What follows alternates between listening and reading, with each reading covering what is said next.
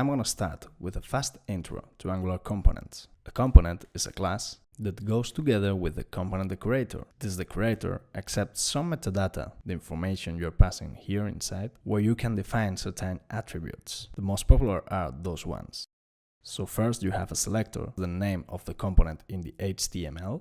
So in this case, app root. So if you come to see this into the browser, you can see that this hello world is the content of this app root component. So this is the selector. We will also have this template URL, that in this case is a URL, a relative path to the file that contains the template of the component. This one from here, appcomponent.html, that as you have seen, it's a h1 hello world. The same way we have this template URL, we can also have directly a template.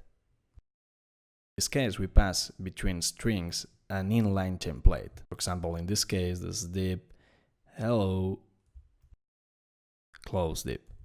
So I can save this and you can see here the differences. So now instead of hello world, we have hello. Okay, I undo the changes and we move to style URLs. Style URLs is the equivalent to template URLs, but with the style sheet.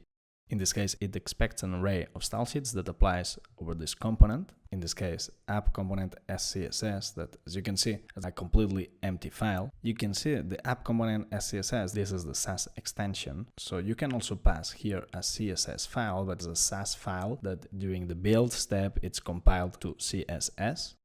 I can have instead inline styles. So it works the same with an array of styles like body, background, red, and so on, so on. But anyway, for components quite large, the most useful is to separate all this information in different files. Another property very useful in components metadata is this providers array.